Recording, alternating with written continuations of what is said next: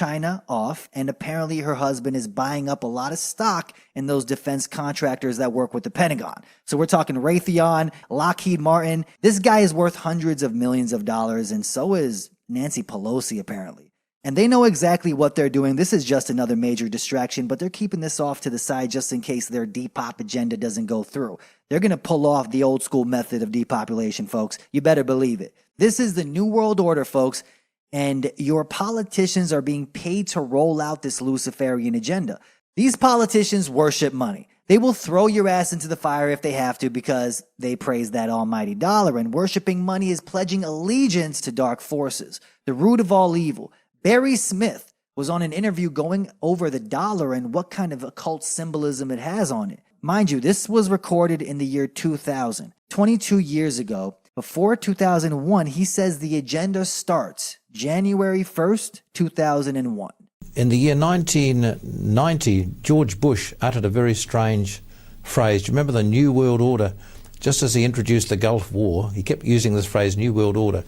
And flying out of, one day I was flying out of San Diego for Texas, I picked up a copy of the LA Times, and in there it said, George Bush and his New World Order. People do not really understand what it is. And as they went round asking his staff, what is the meaning of the New World Order, none of them knew. They said, the president keeps using the phrase, but we're not sure if what it is what we think it is, or what the president thinks it is. Now, we happen to know what it is now. It is a satanic Luciferian plan for the takeover of the whole world and its population, and they want to bring it to some sort of completion by the end of this year. Now, that's why it's called, by George Bush, New World Order, and Jimmy Carter before him, Global 2000. In other words, at the end of this millennium, which is this year, the new millennium starts, of course, on the 1st of January 2001. According to the Royal Observatory up the Thames, up the River Thames at Greenwich. My investigations led me to look at the back of the American dollar, and I found these strange seals on the dollar here. When we go to the States speaking on these subjects, I say to the Americans, have you seen these seals before? They say, no. I say, but they've been on your dollar since 1933. How come you've never seen them? They're Illuminati seals, which was a secret society set up in 1776. By a man called Adam Weishaupt, according to the Encyclopedia Britannica. Weishaupt was an ex-Jesuit priest who had an aim, was to put Lucifer on the throne of the world. And on the back of the dollar here, you see the seal on the left-hand side, and there's an eye in the triangle, which many Americans presume to be the eye of God, but it's not. It's the eye of Horus in Egyptian mythology, now called the eye of Lucifer or Satan. Now, we can establish that fact because the God that we serve does not have one eye, of course. He's not a cyclops. It says the eyes, plural, of the Lord run to and fro throughout the earth. Anybody who is familiar with witchcraft will know that that eye, when you open it a little bit, is the eye of psychic knowledge.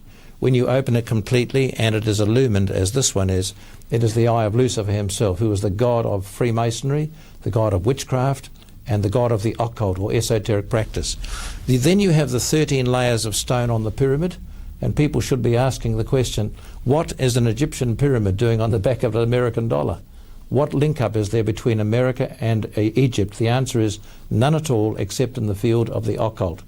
And I discovered that the 13 layers of stone there stand for the 13 layers in Freemasonry, which is very much involved in this plan to set up the Novus Ordo Seclorum, which is a one world government. Then you have at the bottom 1776. The date was May the 1st, when the Illuminati was inaugurated in Bavaria, not July the 4th, the Declaration of Independence, as many Americans presume. The two words at the top, Annua Chaptus, stand for announcing the birth of, and down the bottom, Novus Ordo Seclorum. The word novus in Latin stands for new. The word ordo means order, and the word seclorum is where we get our word secular from, the absence of God. And thus we see that eye cannot be the eye of God, for why would he be setting up a new system, complete world government, with the absence of himself as being in power? And thus we see we're dealing with a Luciferian plan. On the other side, we have the so-called American eagle, which we discover is not an eagle at all. According to the witchcraft people, that is a phoenix. And the phoenix, as we all know, was a mystical bird that rose out of the ashes of the Tower of Babel. Man's first attempt, Tower of Babel. God smashed it, failed. Second attempt, New World Order. I predict God will smash it, but it will reign for 3.5 years and the whole world system will come under its power. It's starting right now, Howard. People may also be thinking, well, does it really matter that these are on the back of an American dollar or any other currency for that matter? What is the significance? I wouldn't have known the answer to that question had I not had meetings in Seattle, Washington. One afternoon I was walking into a building and a girl came in carrying a large volume called The Secret Teachings of All Ages by Manly Hall, a top Freemason writer. And when I saw the book, I got excited. I said, "How much for your book, dear?" She said, $20. So I paid her 20 American and I got the book. And I trust she bought another one. When I took that book home, I discovered much of the answers to my problems. For example, he said there in that book that when America was settled, it was settled by two groups of people, the Pilgrim Fathers, and that's why we read here, "In God we trust." They settled America for religious freedom.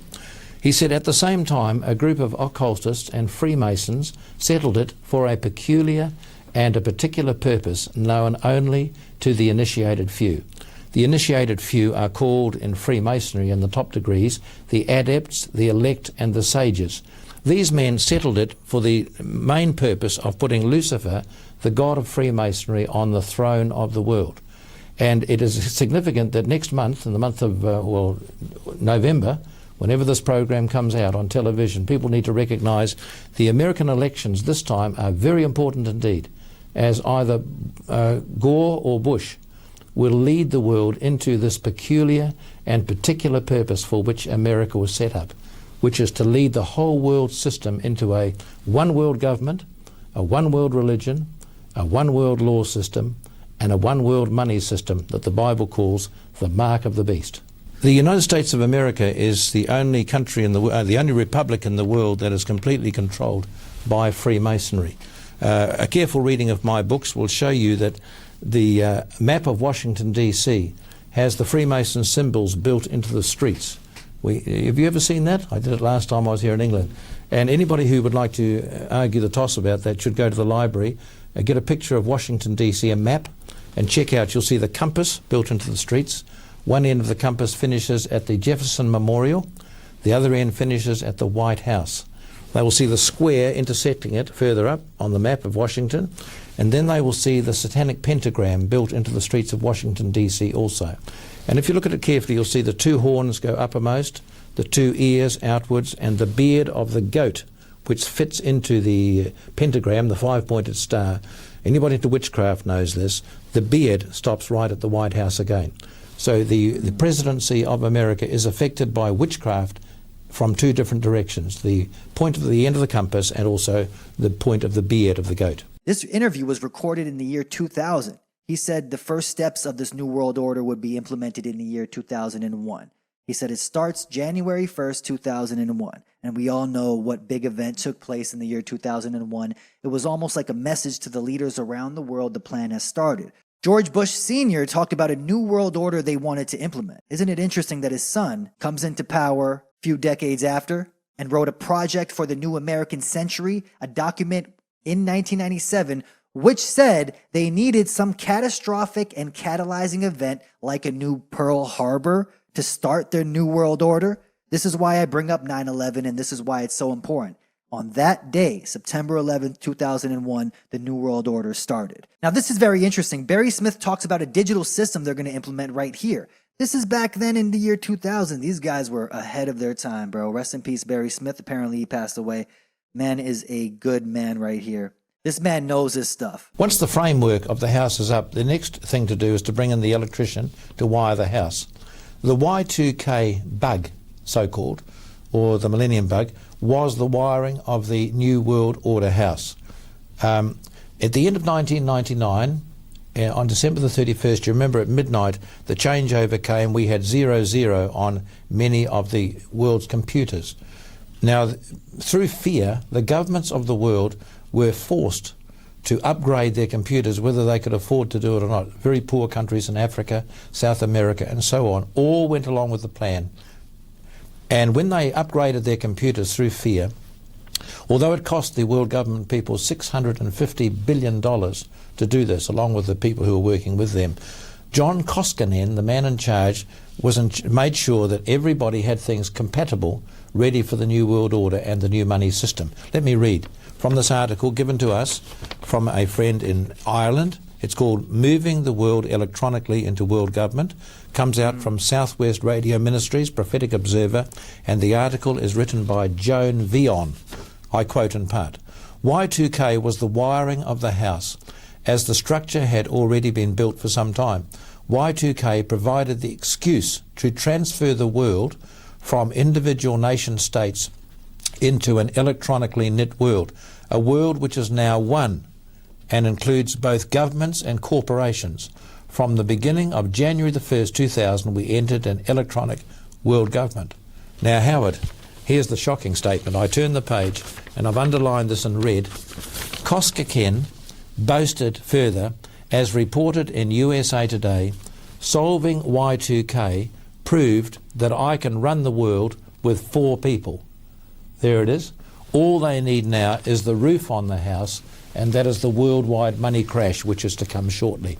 Barry Smith in the year 2000 is talking about the digital infrastructure being created. The foundation was created in the year 2000, and then a year later is when the first steps of the New World Order started, and obviously it was the shining jewel, 9/11, the fear propaganda, the priming of the people to prepare them for the smart city way of living. Viruses, terrorism, always non-existent things like climate change. They're just ramping up the fear propaganda to drive people crazy. And that digital infrastructure of this digital ID, digital currency system has been decades in the making. And now we are in their end game. I didn't think originally they would use a virus to usher in this system. Who could have imagined? I mean, I didn't. I had no idea. I thought they were going to use maybe the threat of a war with another country, kind of like what was written in George Orwell's book. Never could have imagined they would have used the threat of a virus. But now we know why they were killing and executing holistic doctors for decades,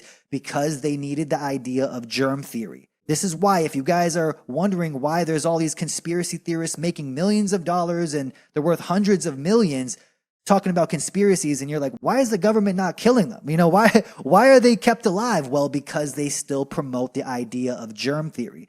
If this plan doesn't work, they will regroup, polish off the plan, and come back a decade